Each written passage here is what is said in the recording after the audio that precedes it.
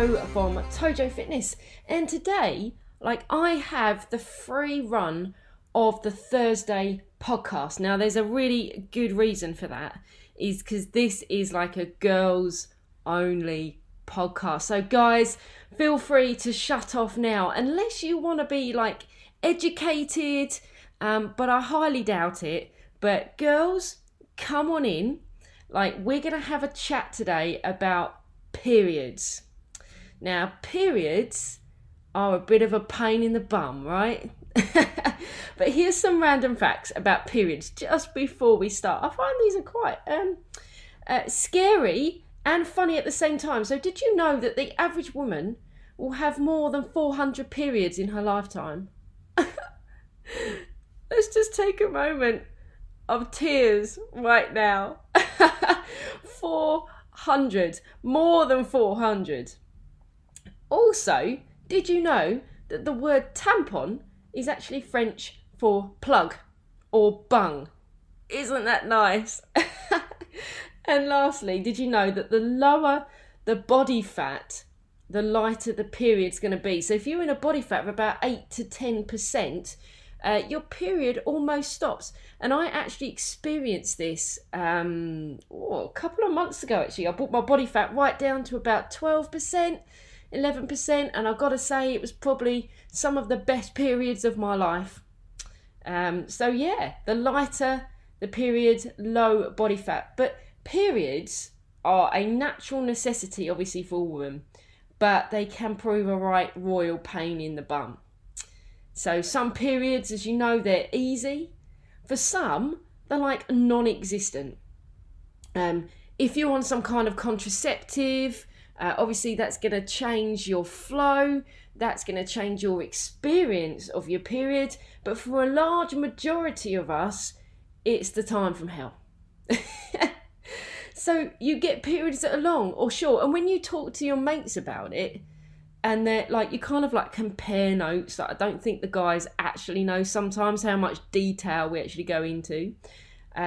You got some who are oh yeah, I'm only 3 days.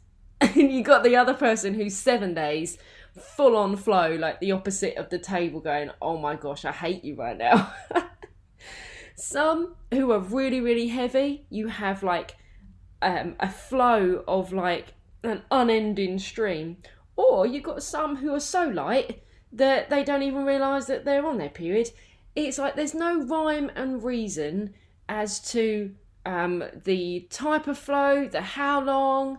But what we can do is actually find the coping strategies to actually come through these. So what you'll know is that on a few days leading up to your period, most of us will suffer from PMS or PMT, whatever you want to call it, that premenstrual symptoms, probably about 2 weeks before, 1 week before, where you start getting mood swings, sensitive emotions, we start crying over everything, bloatedness, we start getting some stomach cramps, we start getting tender boobs, even when we walk up the stairs and you're holding yourself oh my gosh, they hurt. You start noticing, for a lot of girls that I speak to, they start noticing their change in appetite. So your cravings, you start noticing the change in your sex drive, and fatigue. Fatigue is a huge one. But some of these can actually be quite severe. And that can actually lead to days in bed, time off work, especially when you'll get to day one of your period. And I'm just going to go through some of these PMS. I'm just going to highlight a couple of them, ones that can actually really affect us and ones that we can actually do something about so we can make them better if it's possible. So I'm actually going to start by talking about cravings. So I don't know about you, for me, I know that about a week, perhaps 10 days, a week before I'm due on, my cravings really, really start to kick in.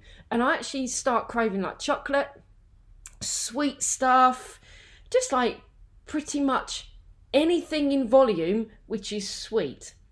And why is that? Why is it that I can actually go through most of the time of the month and I can be really, really disciplined, I can be really, really controlled, and I get before like a week before my period and I feel like I'm like a woman possessed. Give me every chocolate bar in every aisle in every supermarket and then that'll make me happy. So it's because of hormone imbalances. So as you come up to your period, as you're on your period, the female hormones, which are estrogen and progesterone, they start to drop. And also with that, starting to drop is also serotonin, which is our feel-good hormone. It's the happy hormone within our brain.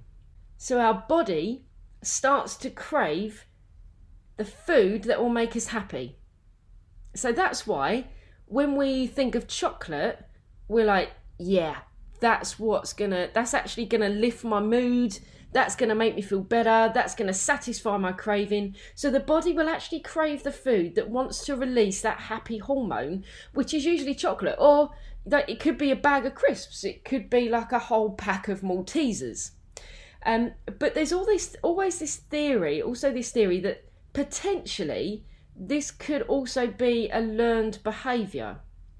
So the body will know about a week, 2 weeks before the period that, okay, this is the learned behaviour we have. At this time, when the hormones reduce, this is when we start eating chocolate.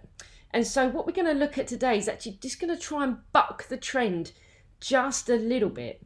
But it's so hard to actually fight that craving, isn't it? Because it can be quite overpowering. You've got like the angel on one shoulder, and you've got this like little demon in your ear on the other shoulder saying, look, it's just a bit of chocolate. It's not going to make any difference. And so you look like down the aisle in the supermarket and you're like, yeah, I'm just going to go for like the whole bar of Galaxy because I just know this is going to make me feel better. But there are ways that we can help our body by actually meeting it halfway on our cravings. Because it craves these simple sugars like your crisps, your chocolate, your pizza, they're all simple carbs. And you know, if you've listened to our Tojo podcasts, that simple carbs will mean that you crash a lot more. So that will mean the more you crash, the more your body will crave more. So you come into this real vicious circle. So you've gone for the whole pack of Maltesers. They tasted amazing. You've sucked the chocolate off the honeycomb and then crunched the honeycomb afterwards. And then about 2 hours later, you're like, oh my gosh, I could actually go for another one of those. So that's what's happening, is that your body is crashing because you're only feeding it the simple carbohydrates, the carbs that are gone at a click of a finger because they feel good. But there are complex carbs that you can put into your body which will actually have, did you know, the same effect on your hormones, on the release of those chemicals in your brain, but you won't crash as much. So here are some of the things that you can introduce at your time of craving. Try some vegetables. Okay, yeah. I know I can probably hear you cursing me or cussing at me in your car saying, don't you know, at this time of the month I only want chocolate, not vegetables. But go for vegetables that taste really nice. So try Mediterranean roasted vegetables. They are absolutely epic and they taste incredible. When you've got that juicy tomato and you've got the peppers and the onion and the courgettes and you sprinkle it with some salt, just like picturing this right now, I'm salivating. So try Mediterranean vegetables, things like whole grains.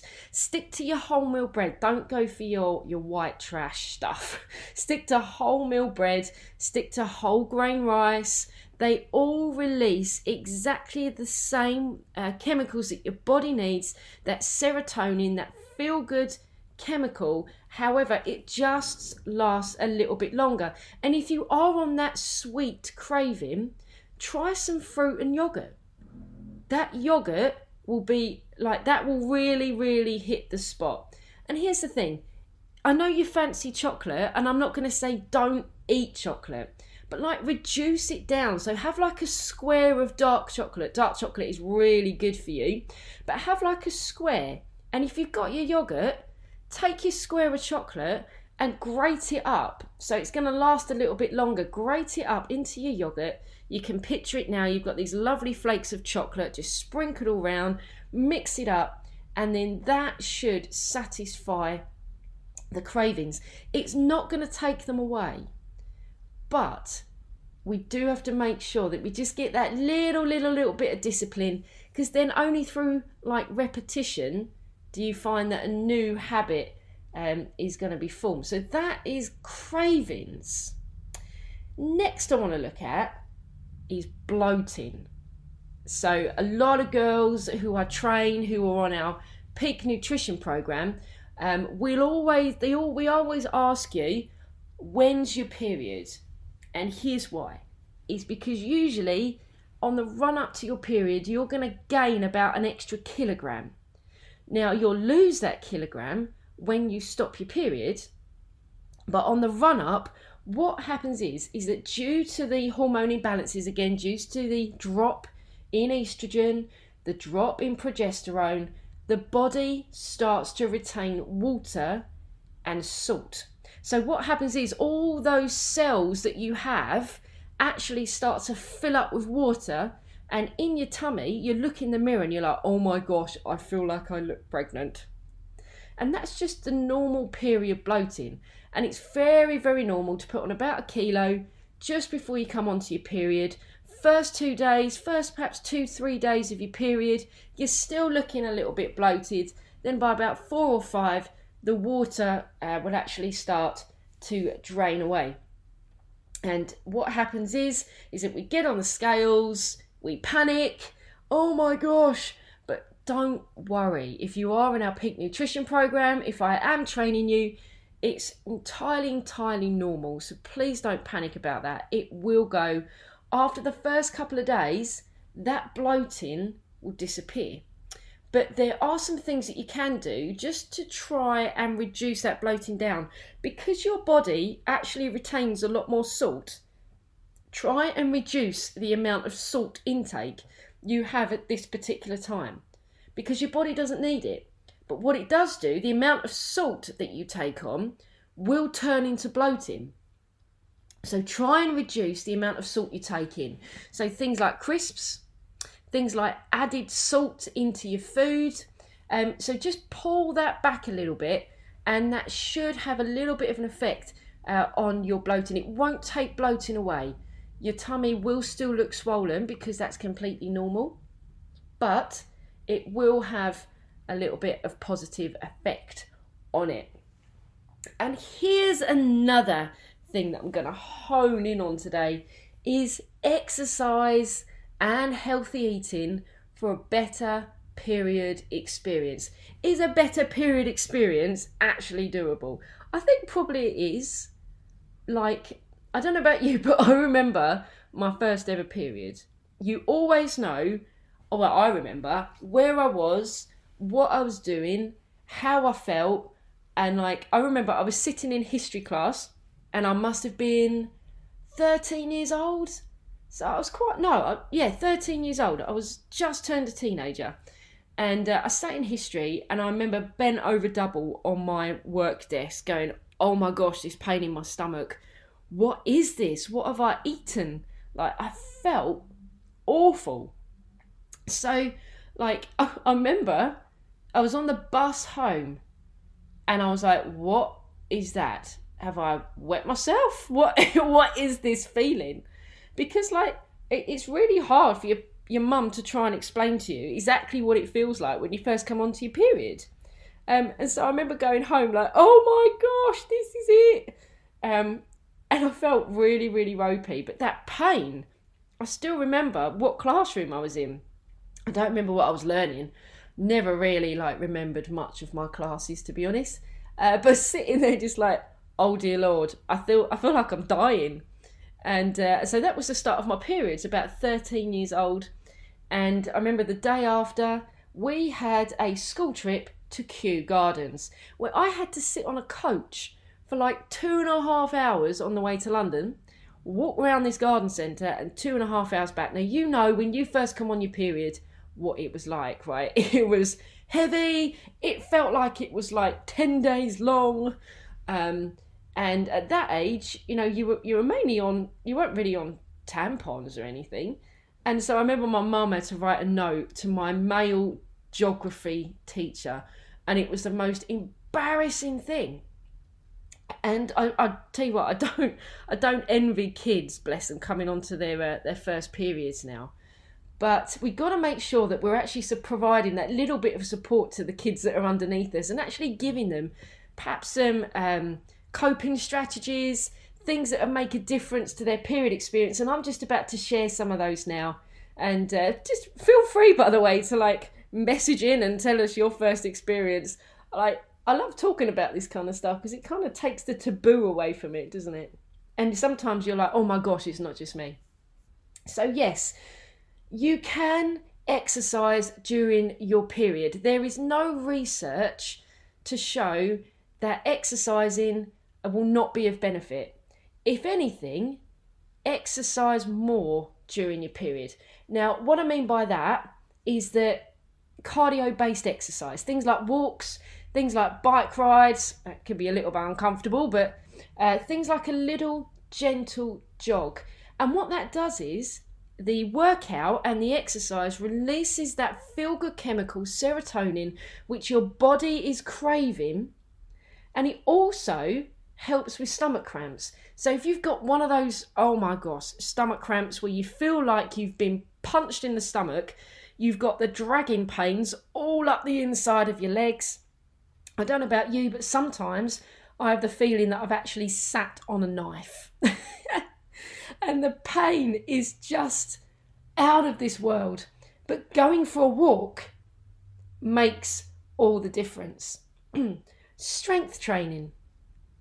Continue with strength training. Just keep an eye on your fatigue levels. Keep an eye on how much you're lifting and how much you're pushing, etc. But again, strength training releases that serotonin, that feel-good chemical into the body. And once you've done it, you come away feeling like on top of the world. Another good exercise to get involved in is flexibility and yoga. Flexibility and yoga. And that's for like the breathing side of things. That's for the relaxation, the relaxing of the tension in the muscles. It's like a bit of a natural, can be a bit of a natural painkiller. So I do try and make sure I know through my stomach cramps that unless it's particularly bad and I've got a place to be, if I've got to do work, if I need to train someone that, you know, that I could really be doing without having a stomach cramp, then I'll take like an anti-inflammatory. If not, if I've got some time on my hands, I'll work it through without taking a painkiller. And I'll work it through by making sure I keep my water uptake quite high. I'll keep walking. I'll breathe. I'll actually breathe through the pain just to kind of make sure that I don't want to get the body used to whenever it's got pain, I'm going to take a pill. So I just want to see if I'm actually be able to do that naturally. I'm also going to be sharing some foods that can actually act as a natural anti-inflammatory as well. So those are the exercises that can reduce your PMS, that can actually give you a bit of a better ride during your period. I know on your first day, you feel you want to snuggle up in bed, like not move, watch Disney movies all day and eat your body weight. I totally get that. But these are things that will give you just that little bit better experience during your periods. And let's face it, if we're going to be having like over 400 of these suckers in our life, we want to get to the stage where we're like, actually, I'm in control here, not you. So here's some of the 101s that you can incorporate into your diet, into your eating habits on the run up to your period and during your period. And this takes into account your hormone imbalances, also things like iron deficiency, such as anemia, also calcium deficiency. So I remember when I was a kid, when I was about 15, 16, I had really bad chronic anemia, just because of like the heaviness of my periods, like the flow of them. I'd be wiped out for the entire week. I feel like I couldn't move. And that was just because of lack of iron. So incorporating things into our diet which are iron rich, which are protein rich, are actually hopefully going to start curbing the effects of iron deficiency when we have a heavy flow. And it could actually affect your flow as well. So number one is leafy green vegetables. And leafy green vegetables are especially good if you do struggle with your flow. Because what they do, they act as a boost for your iron levels. So things like kale, things like spinach, strong to the finish because you eat your spinach, your runner beans, anything that's green and is classed in the classification of vegetable, that's going to be a good one. So that's going to start acting as a bit of a boost for your iron levels. Next one is ginger tea. Ginger tea. And ginger tea, actually acts as an anti-inflammatory, and that can actually soothe your achy muscles. But here's another thing that ginger tea is like an expert at, and that is nausea. So ginger tea was something that was really good. For example, when I was going through chemotherapy, you'd suck like a piece of crystallized ginger, and ginger acts as a natural remedy for nausea. And I don't know about you, but there are times like on my day one of my period that I feel really, really sick, and I don't know what it is. It comes and goes in batches, but ginger tea is really good for actually tackling nausea. So here's some other things to pop into your diet. Chicken is rich in iron and protein. If you're vegetarian, if you're vegan, tofu is also really good for popping into your diet there. Fish is rich in iron and protein, but also omega-3s, the omega-3 fatty acids. Why is that so important during your period? Because omega-3s help to reduce depression. So when you're coming onto the run up to your period, I don't know about you, but I feel a lot more blue. I feel very sensitive in my emotions. It doesn't take a lot to make you cry. It's just one of these things that I think at times can actually make women really, really beautiful. It's not something to actually be ashamed of. But a woman who is quite on the good side of her emotions, quite sensitive, that's actually a really beautiful thing. On the other hand, we can also go from like loving our husbands, or loving our husbands 1 minute and then wanting to kill them the next minute. Don't really know about a solution to that one, but just saying, probably don't go through with it. Anyway, moving on. Dark chocolate. I can hear you all celebrating. Dark chocolate is good in iron and also magnesium. Magnesium is also a really good supplement to get inside your body on the run up to your period and during your period. And here's another one. Here's the last one for you. Yogurt. Now, if you suffer from yeast infections during your period, the bacteria in yogurt is really, really good for helping you fight infection. So that's a good one to kind of add into your list if that's something you really suffer with. I know we're kind of going like really deep here, and I do hope that there aren't any guys listening by the time we get to this stage, but it's actually all right for them to get educated too. But what we've done here is that we're finding coping strategies just to try and make the periods a bit more of a better event that happen of a month. Now, for some of us, like when you talk to all the different women, that their periods are completely different. There isn't one that's the same. Like I know a few people that bleed all the way through the month on a heavy flow. That's obviously something that if you are like that, make sure you go to your GP, something that's completely out of normal. I know some girls who last for like 3 days, some girls that last for like 7 days. Like everyone's experience is completely different. However, the remedies for those experiences are the same, which is what we've just shared this morning. So just as a little bit of a recap, we've shared as to why do we crave sweet food and what kind of food can I incorporate just to make sure that I keep my body healthy and make sure that I don't crash. Secondly, we've looked at why we bloat. Well, obviously that's because of the hormone imbalances, estrogen and progesterone, which means that our body takes on more water. And lastly, why it's important to exercise and eat healthy for a better period experience. And exercise is something I would really, really recommend. Like even on my own period, even if I'm day one, I'm in the gym. Now I make sure that I'm packed out and secure, you know what I mean? But I make sure that I'm still in the gym. I'm still getting my cardio done. I'm still getting my strength training done. Obviously I just keep an eye on my fatigue levels as well, just being a little bit sensitive there. But just making sure that this doesn't stop my normal life. So having those coping strategies for getting through our periods, just navigating through sometimes the need to kill someone, the need to sob into our bag of crisps and to potentially eat our body weight in chocolate. But hopefully these things here are just little ways that we can change, that we can bring in new habits into our eating, just to make sure that we don't actually start dreading our periods when we come up to that time of the month. So wherever you are on your monthlies, make the next one a good one. Have that good experience and let me know how you get on. Plus, also, if you've got any questions with regards to the subject that we've looked at today, just give me a shout. Because obviously we've all navigated through these things. It'd be great to hear from you.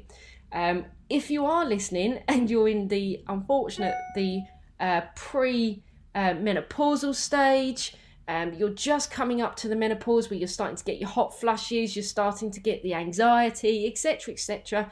Stay peeled to our YouTube channel because I will be doing a podcast on the menopause at some point.